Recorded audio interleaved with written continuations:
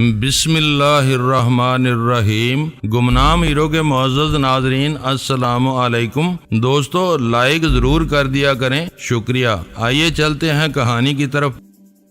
بہت دھیرے سے ہنس پڑی، لپسٹک لگے ہوئے ہونٹوں کے پیچھے اس کے موتی جیسے دانتوں کی قطار نمایاں ہو گئی۔ عورتوں کے لیے پاکستانی مرد ندیدے ہونے کے باوجود نرم خو اور تمہاری طرح شائستہ ثابت ہوتے ہیں۔ شاید اس کی وجہ یہ ہو کہ وہ 4 بیویوں کے ساتھ گزارا کرنے کے عادی ہوتے ہیں۔ اس کی دوسری بات شروع ہونے سے پہلے میں نے بات اچک لی۔ تم سے یہ کس نے کہہ دیا کہ ہر پاکستانی کی 4 بیویاں ہوتی ہیں؟ میں نے یہی سنا ہے، وہ بے پرواہی سے بولی۔ کون؟ کوئی غربت، بیماری یا کسی اور مجبوری کی وجہ سے 2-3 پر گزارا کرتا ہو تو دوسری بات ہے۔ خدا کا خوف کرو بیبی، میں نے اسے گور کر کہا۔ بیوی کے روپ میں ایک زبان دراز اور لڑاکا عورت بھی اللہ کے عذاب سے کم نہیں ہوتی۔ 4 کی ہمت کون کر سکتا ہے؟ وہ صرف ایک مذہبی رعایت ہے جو عدل و انصاف کی کڑی شرائط کے ساتھ مردوں کو حاصل ہے۔ ایک وقت میں 1 سے زیادہ بیویاں رکھنے والوں کی تعداد ملک بھر میں آٹے میں نمک سے زیادہ نہیں ہوگی۔ ہو سکتا ہے کہ ایسا ہی ہو، مجھے اسے کیا لینا؟ میں کون سی تم سے شادی کی امیدوار ہوں؟ تم تو رات بھر کی دوستی پر بھی آمادہ نہیں ہو۔ اس کی بے پرواہی بدستور قائم رہی۔ میں نے تمہاری ایک غلط فہمی کا ازالہ کر دیا، اب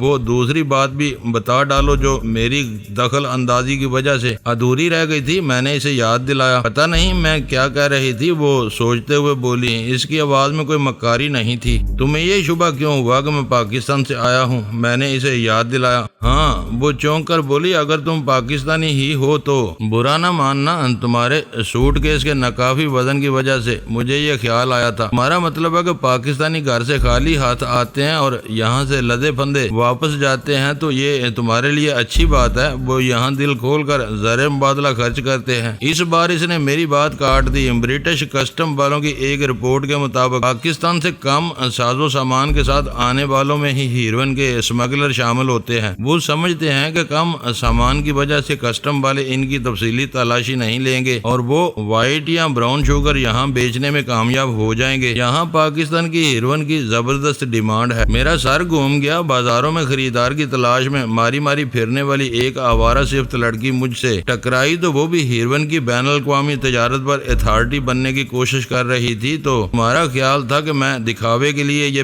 ہلکا پھلکا سوٹ کیس لے کر پاکستان سے ہیروئن سمیت یہاں وارد ہوا ہوں؟ میں نے تلخی سے سوال کیا۔ میرے اندازے کا برا مت مانو، وہ جلدی سے بولی۔ میں نے تم سے پہلے ہی معذرت کر لی تھی۔ اگر تمہارے پاس واقعی کچھ مال ہے تو تم مجھ پر پورا اعتماد کر سکتے ہو۔ میں مکمل رازداری کے ساتھ تمہیں ایسے دام دلوا سکتی ہوں جو تمہیں فرانس اور جرمنی تک میں نہیں ملیں گے۔ اگر تم خالی ہاتھ آئے ہو تو نیور مائنڈ، میں تم سے ایک مرتبہ پھر اپنی غلط قیاس آرائی پر معافی چاہتی ہوں۔ مجھے معلوم ہوتا کہ چیرنگ کراس پر تم سے ملاقات ہوگی تو میں ضرور پاکستان سے ہو کر آتا اور اپنے ساتھ 1-2 کلو ہیروئن ضرور لاتا۔ میں نے اس کے اندازوں کی نفی کرنے کے لیے نرمی سے جواب دیا۔ سنا ہے کہ پاکستان اور افغانستان کے درمیان واقع آزاد قبائلی علاقوں میں بہترین ہیروئن نہایت ارزان نرخوں پر ملتی ہے۔ شکر اور آٹے کی طرح چھوٹی بوریوں میں بھری ہوئی ہیروئن دکانوں میں سرے عام سجی ہوتی ہے۔ کوئی بھی اس کی خریداری کر سکتا ہے مگر اسے یہاں لانا مشکل ہے۔ جب سے امریکن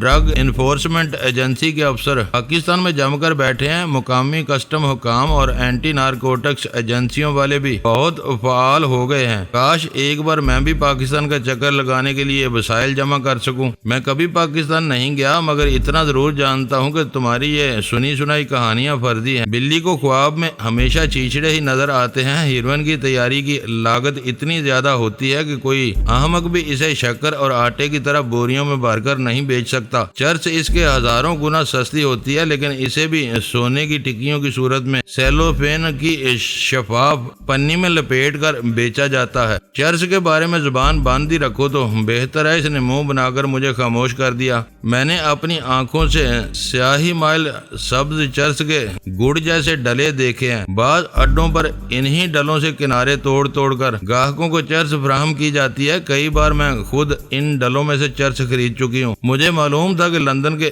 بے راہ رو طبقے میں چرس ایک مقبول اور سستے نشے کی حیثیت رکھتی ہے، مگر میں نے انجان بن کر اس سے پوچھا تو کیا لندن میں ایسے اڈے کافی تعداد میں موجود ہیں؟ وہ عارفانہ ہنسی کے ساتھ بولی، اب ہر چرسی کو پکارڈلی یا لیسٹر اسکوائر نہیں آنا پڑتا، سارے علاقے اس معاملے میں خود کفیل ہیں۔ جب سے ہیروئن کی وبا پھیلی ہے، رائل نارکوٹکس کمیشن اور اس کے سارے ذیلی اداروں کی توجہ اسی پر مرکوز ہو کر رہ گئی ہے۔ اب وہ چرس پر زیادہ دھیان نہیں دیتے، پولیس والے چرس پینے والوں کو نظر انداز کرنے لگے ہیں۔ کسی کے پاس سے 10-20 گرام چرس برآمد ہو بھی جائے تو اسے زبانی تنبیہ اور تادیب کے بعد چھوڑ دیا جاتا ہے۔ اپنی گناؤنی پیشہ ورانہ مصروفیات کے باوجود وہ عورت میرے لیے دلچسپ ثابت ہو رہی تھی۔ مجھے خیال آیا کہ باتوں ہی باتوں میں کافی دیر سے اس کے ساتھ چل رہا تھا، لیکن رائل ہوٹل کے بورڈ کا دور دور تک نام و نشان نہیں تھا۔ میں نے چونک کر قرب و جوار کا جائزہ لیا تو اس مصروف گلی کی دکانیں مجھے کچھ شناسا سی محسوس ہوئیں، شاید ہم تھوڑی دیر پہلے ہی وہاں سے گزرے تھے۔ میں ایک دیوار سے ٹک کر رک گیا، میں نے سوٹ کیس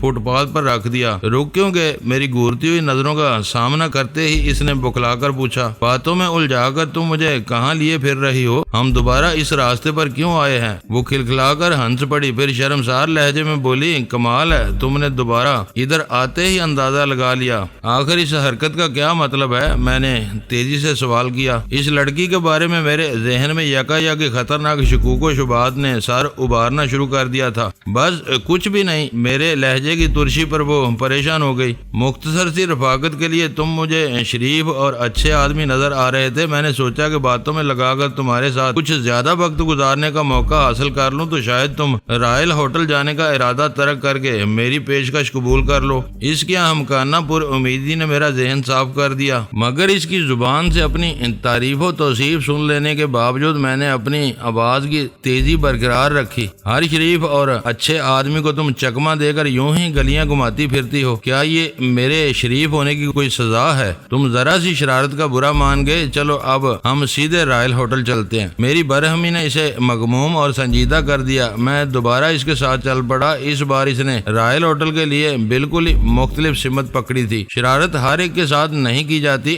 تھوڑی دیر کے بعد وہ خود کلامی کے انداز میں بولنے لگی، لندن کے ان مصروف علاقوں میں عورت کے قرب کے متلاشی سینکڑوں مرد ہر وقت منڈلاتے رہتے ہیں، مگر خود میں کسی سے بات کرنے کا حوصلہ نہیں پاتے۔ سرے شام جو لڑکیاں بند سنور کر اپنے گھروں سے نکلتی ہیں اور سیاحوں کی اس کمزوری کو سمجھتی ہیں، وہ کبھی بھی صبح سے پہلے اپنے گھر نہیں لوٹتی۔ تمہیں ہوٹل پہنچانے کے بعد میں بھی کسی نہ کسی سے مل بیٹھنے میں کامیاب ہو جاؤں گی۔ تم دوسرے مردوں سے مختلف نظر آئے تو میں نے چاہا کہ تمہیں شیشے میں اتار لوں۔ یہ کوئی اتنا بڑا قصور تو نہیں ہے کہ مجھے لٹکا دیا جائے۔ مجھے اس پر ترس آنے لگا۔ میں نے نرمی سے کہا، تمہیں سولی پر کون لٹکا رہا ہے؟ میں خود بھی تمہاری اوٹ پٹانگ باتوں میں محب تھا۔ اس وقت 7 بجنے میں 10 منٹ رہ گئے ہیں۔ اگر میں 7 بجے تک رائل ہوٹل نہ پہنچا تو فون پر کرائی ہوئی ریزرویشن منسوخ کر کے وہ کمرہ کسی کو بھی دے دیں گے۔ یہ باریکی میرے علم میں نہیں تھی، ورنہ میں تمہارا وقت برباد نہ کرتی۔ ہم بس 2-3 منٹ میں رائل ہوٹل پہنچ جائیں گے۔ دراصل میں تم سے رائل ہوٹل سے تھوڑی دور ہی ملی تھی، باتیں شروع ہوئیں تو تمہیں پھسلا کر دوسری طرف لے آئی۔ دنیا جہان کی باتیں ہو گئی، لیکن تم نے ابھی تک اپنا تعارف نہیں کرایا۔ میں تو بہت تفصیلی تعارف کرانا چاہ رہی تھی، تم راضی ہی نہیں ہوئے۔ وہ مایوسی سے بولی، میں تمہارا نام پوچھ رہا ہوں، بار بار ان باتوں کو نہ چھیڑو جو طے ہو چکی ہے۔ نام میں کیا رکھا ہے؟ ایک پتھر کا نام اگر تم گلاب، موم یا شکرقند رکھ لو تو اس سے کیا فرق پڑتا ہے؟ میں بھی اس شہر کی ایک باسی ہوں اور بس مایوسی کے عالم میں انسان کو فلسفہ ہی سوچتا ہے، اور وہ بھی فلسفے پر اتر آئی تھی، جبکہ میں صرف 5 پاؤنڈ میں ہاتھ آئی ہوئی مفت کی اس دوستی کو ضائع نہیں کرنا چاہتا تھا۔ اپنی ضروریات، مصروفیات اور کردار کے اعتبار سے وہ کیسی بھی رہی ہو، دل کی بری نہیں تھی اور کسی آڑے وقت میں میرے کام آ سکتی تھی۔ میں نے اصرار کیا، لندن کے دوسرے باسیوں کی تمہاری کوئی الگ شناخت بھی تو ہوگی۔ تم مجھے شیری کہہ سکتے ہو، لیکن نام جاننے کا کوئی فائدہ نہیں ہوگا۔ رائل ہوٹل تمہیں دکھا کر میں دور ہی سے لوٹ جاؤں گی۔ لندن میں ایسا غم ہی ہوتا ہے کہ 2 بچھڑے ہوئے ملاقاتی پھر کبھی اتفاقاً ایک دوسرے سے مل سکیں۔ میں خود بھی اسے سلیم اکبر خان کے سامنے یا رائل ہوٹل میں لے جانے کا ارادہ نہیں رکھتا تھا، لیکن اس کی باتوں کے جواب میں اخلاقاً مجھے پوچھنا ہی پڑ گیا، دور سے کیوں لوٹو گی؟ میں تمہیں اپنے کمرے میں لے جا کر چائے، کافی یا اسکاچ پلاؤں گا، یہ تمہارا حق ہے۔ اس کی وضاحت بات حیران کن بلکہ ناقابل یقین تھی۔ رائل ہوٹل کی مالکہ مجھ سے جلتی ہے، اسے معلوم ہے کہ میں ٹیوڈر ہوٹل والوں کے لیے کام کرتی ہوں، وہ مجھے اندر ہی نہیں گھسنے دے گی۔ تو کیا تم ٹیوڈر ہوٹل میں کوئی ملازمت بھی کرتی ہو؟ میں نے حیرت سے پوچھا۔ یہ ملازمت کے تقاضے ہی تو تھے جو مجھے تمہارے روبرو لائے تھے۔ اس کے ہونٹوں پر تلخ مسکراہٹ بکھر گئی۔ کیا یعنی تمہارا مطلب ہے کہ تم ہوٹل کے لیے گاہک گھیرتی ہو؟ اس نے میری طرف دیکھتے ہوئے اپنے سر کو اسبات میں جنبش دی، زبان سے کچھ نہ بولی۔ اس سیزن میں تو ہوٹل ویسے ہی بھر جاتے ہیں، انہیں تم کو بگاڑنے کی کیا ضرورت تھی؟ تم جس کاروبار میں جھانکو تمہیں کوئی نہ کوئی مافیا کام کرتی ہوئی نظر آئے گی۔ سیاحوں کی دلچسپی کے علاقوں میں ایسے ہوٹلوں کی بہتات ہے جن میں 15 سے 30 پاؤنڈ یومیہ پر مختصر سا کمرہ اور ناشتہ ملتا ہے، لیکن لڑکیوں کے ذریعے ہوٹل کی آمدنی بہت بڑھ جاتی ہے۔ ٹیوڈر میں بھی ریٹ 15 پاؤنڈ ہے، لیکن تم سے ملنے والے 50 پاؤنڈ میں سے صرف 10 میرے حصے میں آتے، 40 وہ لوگ لے لیتے۔ 15 کی جگہ 40 پاؤنڈ کی آمدنی کون چھوڑتا ہے؟ دور افتادہ شہروں کی لڑکیاں لندن کی چمک دمک کے افسانے سن کر یہاں آتی ہیں تو بہت سادہ لو ہوتی ہیں، انہیں ایسے ہوٹلوں میں سر چھپانے کا ٹھکانہ اور آمدنی کا ایک ذریعہ مل جاتا ہے۔ جب وہ تجربہ کار ہو جاتی ہیں تو پھر کسی بہتر ٹھکانے کی طرف پرواز کر جاتی ہیں۔ یہ باتیں پریشان کر دینے والی ہیں، تم اپنی مرضی اور خوشی سے جو چاہو کرتی رہو، لیکن یہ تو ذلت کی بات ہے کہ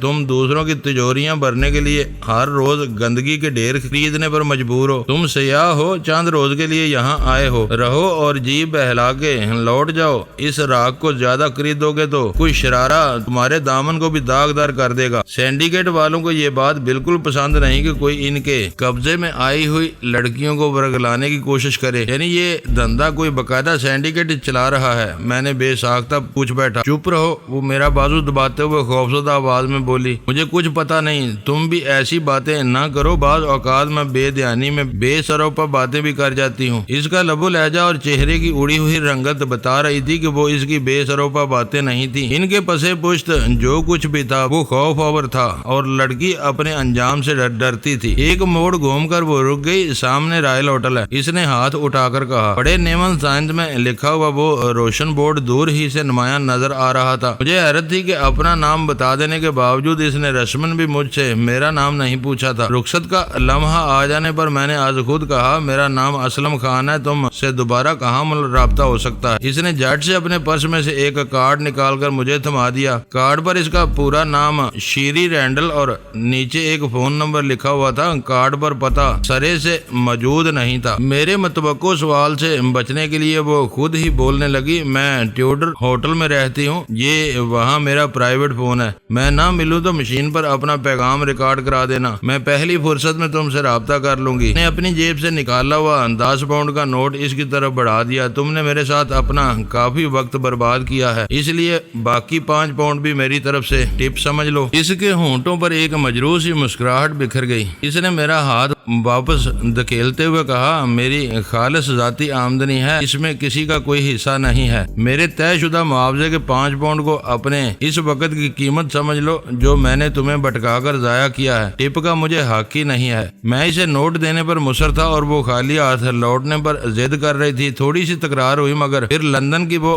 جسم فروش عورت میرے مقابلے میں جیت گئی۔ گڈ لک سویٹ مین۔ اس نے اپنے داہنے ہاتھ کی انگلیاں ہونٹوں سے چوم کر بوسہ فضا میں اچھالا اور تیز قدموں سے موڑ گھوم کر میری نظروں سے اوجھل ہو گئی۔ اس کے کارڈ پر نام سے پہلے کچھ درج نہیں تھا کہ وہ کنواری تھی یا زندگی کے کسی مرحلے پر شادی کے تجربے سے گزر چکی تھی۔ وہ جو بھی تھی اور جیسی بھی تھی، میرے ساتھ تھوڑا سا وقت گزار کر مجھے شدت سے یہ احساس دلا گئی تھی کہ بیشتر بنیادی اور اخلاقی قدروں سے محروم مگر بھی تہذیب کے جلستے ہوئے صحرا کی بے وقت ریت میں کچھ ایسے آبدار جوہر بھی پوشیدہ تھے جو اپنی آبرو کے لیے کسی جوہری کی نظر کے منتظر تھے۔ شیری کسی شکار کی تلاش میں نکل گئی تھی۔ اس کے جاتے ہی تنہائی کے ایک کربناک احساس نے مجھے آ گھیرا اور میں بوجھل قدموں سے رائل ہوٹل کی طرف ہو لیا۔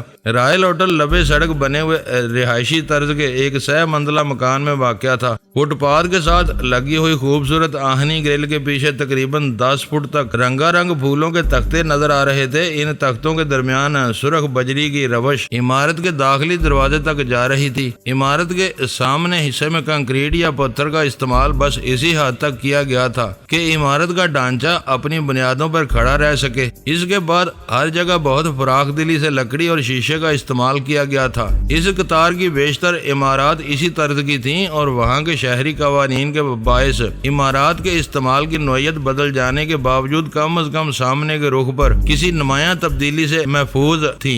داخلی دروازہ سطح زمین سے 3 فٹ سے زیادہ بلند تھا۔ وہاں تک جانے والے پختہ زینوں کے دونوں طرف لمبے لمبے روشن دان نظر آ رہے تھے جو عمارت کے نیچے تہہ خانے کی موجودگی کا اعلان کر رہے تھے۔ شہر کا مطلع ابتدا ہی سے ابر آلود تھا۔ لندن بلکہ پورے انگلستان کا آسمان سال کے 12 مہینے بادلوں سے ڈھکا رہتا ہے۔ کہیں کہیں ان کی کثافت کم ہوتی ہے تو اجالا سا پھیل جاتا ہے، ورنہ ہر طرف ملگجی سی روشنی کا راج ہوتا ہے۔ جس دن کسی علاقے میں سورج چمکتا نظر آ جائے لوگوں کی عید ہو جاتی ہے۔ موسمی حالات سے گفتگو کی ابتدا کرنے والے روایت پسند انگریز اپنے دوستوں کو فون پر برائٹ سٹی ڈے کی مبارکباد دیتے ہیں۔ کھلے آسمان اور تیز چمکیلی دھوپ سے محروم اس قوم کو موسم کی یہ خرابی کبھی بھی ترقی اور لگن سے کام کرنے سے نہیں روک سکتی۔ فوار اور برسات کی جڑی یہاں کے معمولات میں شامل ہے۔ چمکیلے دن میں بھی لوگ گھروں سے نکلتے ہوئے طے ہو کر جیب میں سما جانے والی برساتی یا چھتری لے کر گھر سے نکلتے ہیں۔ مطلع صاف ہونے کے باوجود کسی سمت سے اچانک کالی کالی گھٹائیں امڑتی ہیں اور فوار پڑنی شروع ہو جاتی ہے۔ ہوا کا دباؤ کم ہو تو یوں ہی بوندا باندی ذرا سی دیر میں دھواں دار برسات کا روپ دار لیتی ہے۔ میں نے رائل ہوٹل کی روش پر قدم رکھا ہی تھا کہ فوار پڑنے لگی۔ میرے پاس باران رحمت سے محفوظ رہنے کا کوئی فوری وسیلہ نہیں تھا۔ میں نے رفتار تیز کر دی۔ سطح زمین سے کئی فٹ کی بلندی پر ہوٹل کے داخلی ہال میں میز کے پیچھے بیٹھی ہوئی سفید فام عورت بظاہر میز پر رکھا ہوا چھوٹا ٹی وی دیکھنے میں منہمک تھی، مگر اپنے فرائض سے غافل نہیں تھی۔ اس نے دروازے کے شفاف شیشے میں مجھے دیکھ لیا تھا۔ میں چند زینے طے کر کے جو ہی شیشے اور لکڑی کے بنے ہوئے پرشکوہ دروازے پر پہنچا، برقی تالے کا بدر بولنے لگا۔ اندر والی نے مجھ سے انٹرکام پر کوئی استفسار کیے بغیر بٹن دبا کر تالا کھول دیا تھا، کیونکہ میرے بائیں ہاتھ میں لٹکا ہوا ہلکا سا سوٹ کیس میری فوری ضرورت کا واضح اشتہار تھا۔ وہ دروازہ کھولتے ہوئے میری نگاہ اندر جھولتی ہوئی تختی پر پڑی۔ پاکستان میں نو ویکینسی کا بورڈ ملازمت کے امیدواروں کو باہر ہی سے بھگانے کے لیے کام آتا ہے۔ رائل ہوٹل میں اسے خالی کمروں کی فراہمی سے مزدوری کے اظہار کے لیے استعمال کیا گیا تھا۔ میرے داخل ہونے پر خود کار دروازہ پھر سے مکفل ہو گیا۔ کرسی پر موجود صحت مند خاتون ٹی وی بھول کر میری طرف متوجہ ہو چکی تھی۔ اچانک سلیم اکبر خان کی آواز نے مجھے چونکا دیا۔ ویری گڈ، تم ٹھیک وقت پر آئے ہو۔ یہاں تک پہنچنے میں تمہیں کوئی دشواری تو نہیں ہوئی؟ میرے لیے سلیم کا انداز پیشوائی دیکھ کر وہ عورت دوبارہ ٹی وی کی طرف متوجہ ہو گئی جس پر کوئی فٹ بال میچ دکھایا جا رہا تھا۔ میں سلیم کی طرف بڑھ گیا۔ ہاتھ ملانے کے بعد اس نے میرے ہاتھ سے سوٹ کیس لے کر وہیں ایک کنارے رکھ دیا اور ایک دروازے میں گھس گیا۔ وہاں بھی ٹیلی ویژن پر میچ چل رہا تھا۔ وہ کمرہ بیک وقت 10-12 آدمی آسانی سے استعمال کر سکتے تھے، مگر اس وقت وہاں کوئی بھی نہیں تھا۔ چوبی فرش پر بلکہ اس کے چھپانے اور موسم کی سردی سے محفوظ رہنے کے لیے دبیز فرشی قالین کا استعمال ٹھنڈے ملکوں کے باشندوں کے لیے ایک ناگزیر مجبوری کا درجہ رکھتا ہے۔ ہمارے یہاں لوگ ہزاروں اور کبھی کبھی لاکھوں کی اضافی لاگت سے قیمتی پتھروں سے خوبصورت فرش بنواتے ہیں اور یورپ والوں کی معاشرتی نکالی میں اسے کسی بھی قالین کے نیچے دفن کر دیتے ہیں۔ میں تمہارا ہی انتظار کر رہا تھا، سلیم نے میرے ساتھ ایک آرام دہ صوفے پر بیٹھتے ہوئے کہا۔ تمہاری قسمت بہت اچھی ہے کہ اسی ہوٹل میں ایک کمرہ خالی ہوا تھا۔ ایلیزا نے مجھے بتایا اور میں نے اسے فوراً ہی بک کرا لیا۔ اب تم مزے سے یہیں رہ سکتے ہو اور تم میرے ساتھ رہو گے؟ میں نے اپنے شبے کی تصدیق چاہتے ہوئے پوچھا۔ وہ پہلی بار مسکرایا اور بولا، میں اتنا بدذوق نہیں ہوں۔ تھوڑی سی تنگی ترشی میں اسی پالش لڑکی کے ساتھ گزارا کر لوں گا، بیچاری کی کچھ بچت ہوتی رہے گی۔ میں نے شیری سے حاصل ہونے والی معلومات سلیم کے کانوں میں انڈیلنے کا ارادہ کیا، لیکن بر وقت یہ ارادہ ملتوی کر دیا۔ اس معاملے میں ہوٹل والوں نے سلیم سے کوئی ناجائز فائدہ نہیں اٹھایا تھا، بیشتر رعایت اسے اور لڑکی کو ہی منتقل کر دی تھی۔ سلیم نے مجھ سے کچھ پوچھا، لیکن فٹ بال میچ پر کمنٹری کرنے والے کی پرجوش آوازوں اور تماشائیوں کے غلغلے کی وجہ سے بات میرے پلے نہیں پڑ سکی۔ اسے بند کر دو یا چینل بدل دو، میں نے ٹیلی ویژن کی طرف اشارہ کر کے بیزاری سے کہا۔ سلیم نے ریموٹ کنٹرول اٹھا کر اسکرین تاریک کر دی۔ اس وقت ہر چینل پر ایک ہی کہانی چل رہی ہوگی، اسے بند کرنا ہی سب سے بہتر ہے۔ اس نے بڑبڑاتے ہوئے ریموٹ کنٹرول میز پر رکھ دیا۔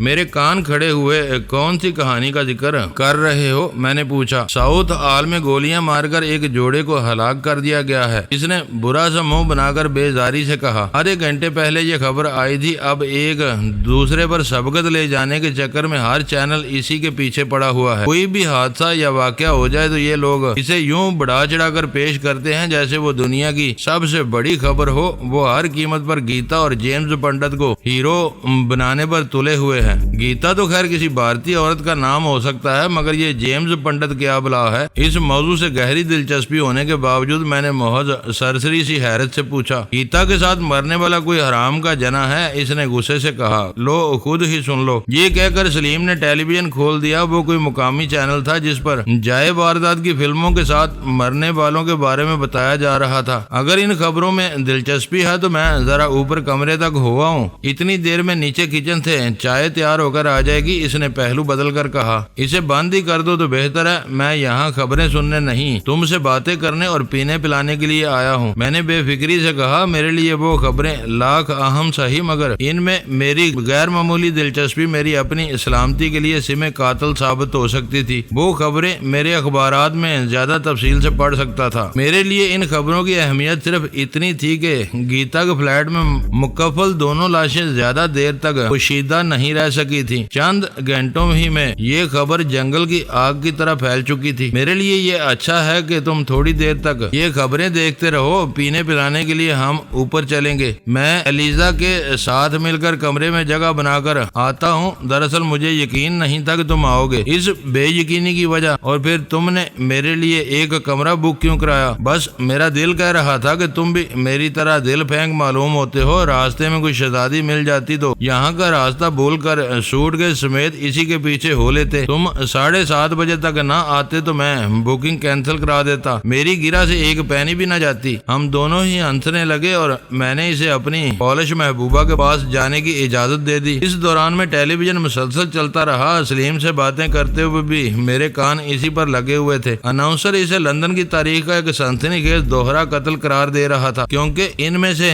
گیتا براہ راست انڈین فارن سروس کی ملازمہ تھی اور جیمز پنڈت کے بھی انڈین ہائی کمیشن سے گہرے روابط تھے۔ ٹیلی ویژن پر مرنے والوں کی تصاویر بار بار مختلف زاویوں سے دکھائی جا رہی تھی، اسی کے ساتھ ان کی زندگی کی تصاویر بھی حاصل کر لی گئی تھی۔ گیتا کے کچن کے ڈسٹ بن میں پڑے ہوئے میز کے خالی ڈبے اور کھانے کے برتن بھی سراغر سانوں اور ٹی وی کیمروں سے محفوظ نہیں رہ رہے تھے۔ وہ تفصیلات جو شاید خاصی دیر سے بتائی جا رہی تھی میرے لیے دلچسپ تھی۔ گیتا انڈین فارسٹ سروس میں 10 سال سے ملازمت کر رہی تھی اور اپنی صلاحیتوں کی بنا پر ترقی کرتے کرتے سب سے بڑے نان گیزٹڈ عہدے پر پہنچ چکی تھی، جو چیف کلرک کے عہدے کے مساوی تھا۔ وہ لندن میں انڈین ہائی کمیشن کے تجارتی شعبے میں سینئر آپریٹر کے عہدے پر مامور تھی۔ گیتا کے بارے میں باقیہ باتیں شاید ٹیلی ویژن دوبارہ آن ہونے سے پہلے ہی بتائی جا چکی تھی، لیکن جیمز پنڈت کے بارے میں پوری تفصیلات میں نے سنی۔ وہ بظاہر کوئی کام کاج نہیں کرتا تھا، لیکن پھر بھی کبھی تنگ و دستی کا شکار نہیں رہا تھا۔ وہ اکثر انڈین ہائی کمیشن میں دیکھا جاتا تھا، جس کی بنا پر ساؤتھ آل میں رہنے والے بیشتر لوگوں کو شبہ تھا کہ وہ برٹش حکام سے سوشل سیکیورٹی وصول کرنے کے ساتھ ساتھ وقتاً فوقتاً ہائی کمیشن کے لیے مخبری بھی کرتا تھا۔ ایسے ہر معاہدے پر اسے معقول رقم ملتی تھی جو اس کی ضروریات کے لیے کافی ثابت ہوتی تھی۔ انڈین ہائی کمیشن کے ایک ترجمان نے جیمز پنڈت سے کسی بھی قسم کے مراسم یا لین دین سے انکار کیا تھا۔ انہیں انکار کرنا ہی تھا کیونکہ اسے خفیہ عارضی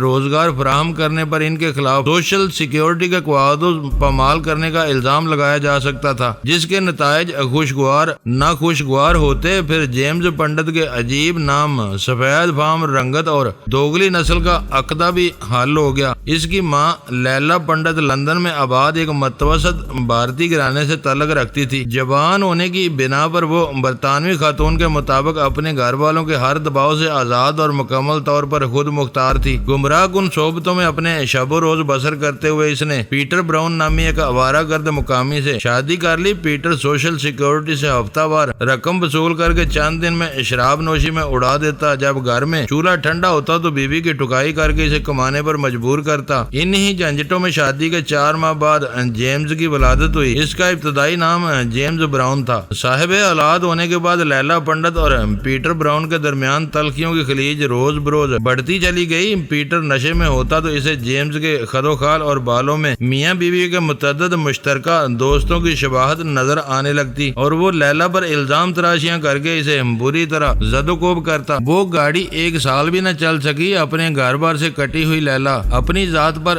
ستم سہتی رہی اور پھر ایک دن جوانی کی بھوک کی وہ المناک کہانی اپنے فطری انجام کو پہنچ گئی۔ شوہر کے ہاتھوں پیٹ کر لیلا قریب المرگ پہنچ گئی۔ پیٹر سمجھا کہ اس نے بیوی کو مار دیا ہے اور وہ روپوش ہو گیا۔ لیلا پنڈت کو مہینوں بعد پتا چلا کہ پیٹر اسپین کی ساحلی تفریح کا ٹینریف میں ایک اسٹیٹ ایجنسی چلا رہا ہے اور اس کے دن پھر چکے ہیں۔ وہ اپنے شیرخوار بچے کو لے کر ٹینریف پہنچی تو پیٹر نے اسے پہچاننے سے انکار کر دیا۔ لیلا کے رونے پیٹنے پر اسے دھکے دے کر باہر نکلوا دیا۔ لیلا کو معلوم تھا کہ پیٹر نے ٹینریف میں ایک نوخیز کلب ڈانسر سے شادی کر لی ہے۔ وہ مایوس ہو کر لندن لوٹ آئی۔ اپنے بے وفا شوہر سے مایوس ہو کر اس نے اس پر لعنت بھیجی اور اپنے نام کا آخری حصہ اپنے بیٹے کے نام کا جزو بنا دیا۔ یہ مغرب میں کماری ماؤں کا ایک معروف طریقہ ہے کہ ان کے بچے ولدیت کا سایہ میسر نہ ہونے کی وجہ سے زندگی بھر اپنی ماؤں کے سارنیم یا خاندانی نام سے پہچانے جاتے ہیں۔ اس طرح وہ جیمز براؤن سے جیمز پنڈت بن گیا۔ باپ سے ملے ہوئے رنگ و روپ کی وجہ سے وہ انگریز معلوم ہوتا تھا۔ ماں نے اسے پنڈت بنا دیا۔ ساؤتھ ہال کے ماحول میں اس نے انگریزی پر عبور حاصل کرنے کے ساتھ ساتھ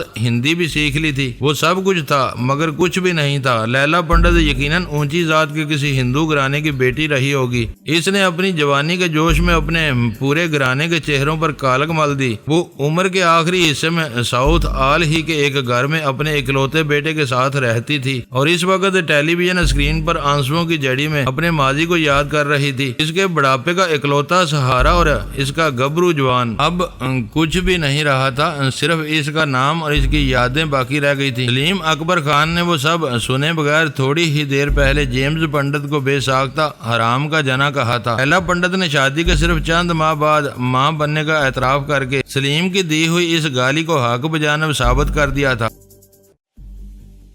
دوستو ویڈیو کو لائک ضرور کر دیا کریں۔ ISI پاک آرمی زندہ باد، پاکستان پائندہ باد۔ معزز ناظرین اپنا خیال رکھیے گا اور اپنے اس چینل کا بھی شکریہ۔